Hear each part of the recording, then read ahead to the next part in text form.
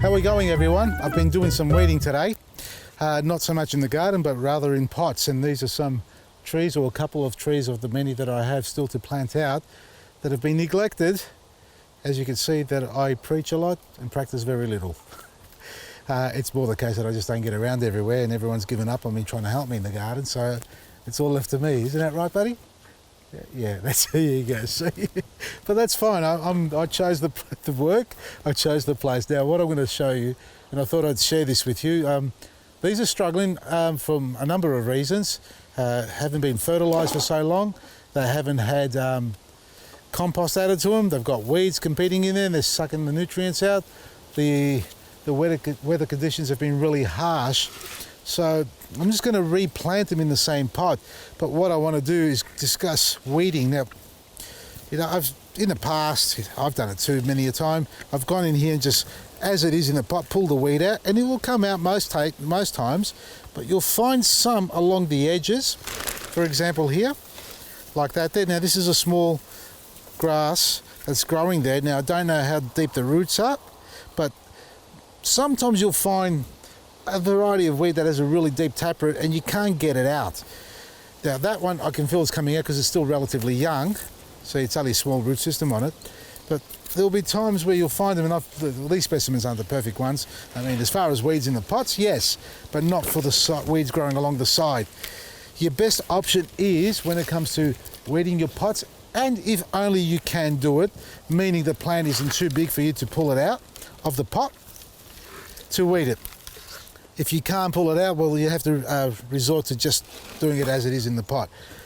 Now this is not too bad. See all these white markings? All these white markings here? Mealybug, mold. It's not a mycelium, it's not the network of the microbes. Air pockets, see that? That's not good either. I can't remember if I potted these up or not, but at the end of the day, this isn't potting mix, this is topsoil. It must have been me, silly old me. Anyway, yeah, we've got centipedes in here, we've got insects going on in here, there's a nest in here for sure, 100% there's going to be one. There might be even a bloody spider in there. This stuff here can be treated if you want to. You can use Eco Neem and flush it through the soil once you've transplanted.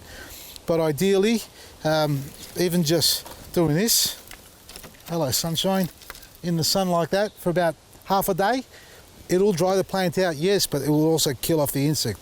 So they don't do well in the sun. Look at that, it's even more on that side there. I don't know what position this was in, but I dare say this side here would have been in the sun side, if I'm not mistaken. They love the heat, but they love the dryness. So the soil's packed, it's got to be replenished. But what we're going to do now is work on pulling out the roots, and you can see I'm going to start. You can tease it if you like. You can get the cultivator and just punch holes into it. Carefully, obviously, not excessively forceful. And then when it comes to pulling weeds out, you hear the crunching. You've got to pull it out through the side carefully, and it's networked itself into the plant. Anyway, that's one. So pull the weeds out and you've got to wiggle them out. You need to loosen up the soil as well. Half the reason why these plants go backwards, apart from the weeds, let's say there weren't any weeds, it's the soil compacting, and if you're using a quality potting mix, it shouldn't do that. But if you haven't replenished the soil for a year or two, well, this is sort of the state it'll turn into, if not very fibrous, and you won't see any or very little soil. So we're just constantly going through all this and pulling it all out. I know it can be tedious, and sometimes if you've got a lot of pot plants, folks, it gets really difficult and frustrating, but keep on top of them while they're young. All right, so we've done that. Now, I am going to loosen it up. The soil, that is. Let's get underneath it as well.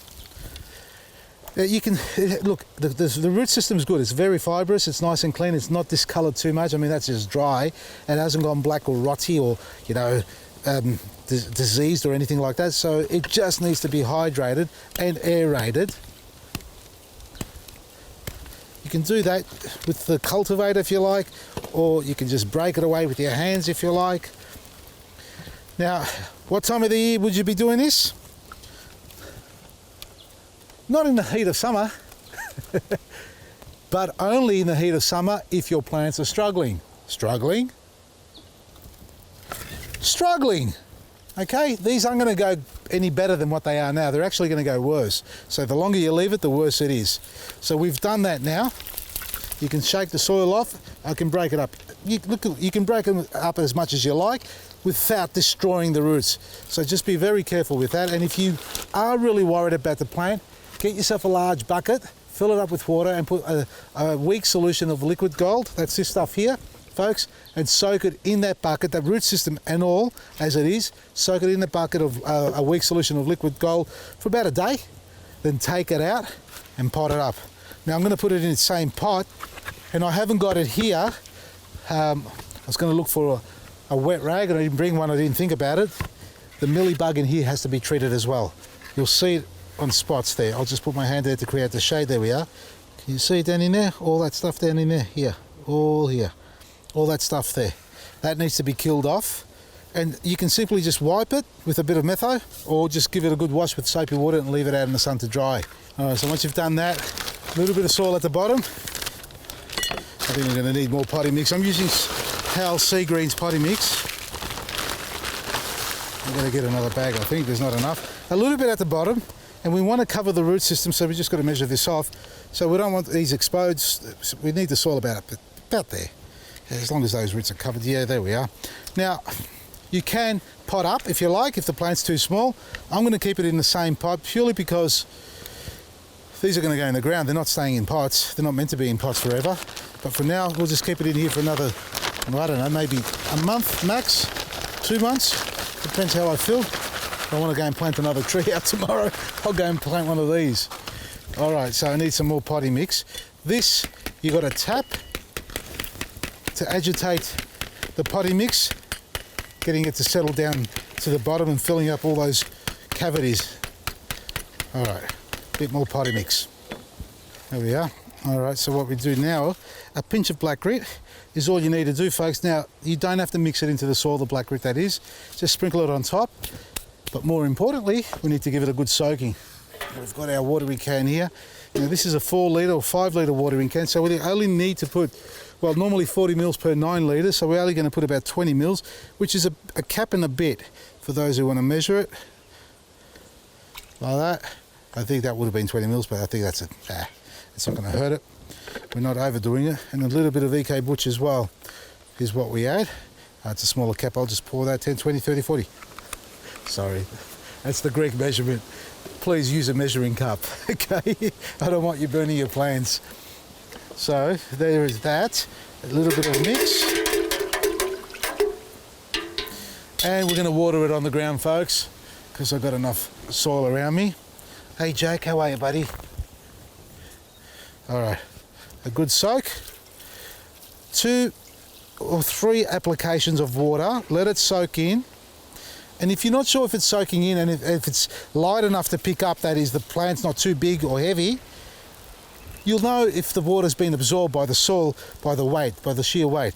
If the water's just running through and not getting absorbed and running through the base, it'll have the same weight as it was before you watered it. Yep, that's got some weight in it already.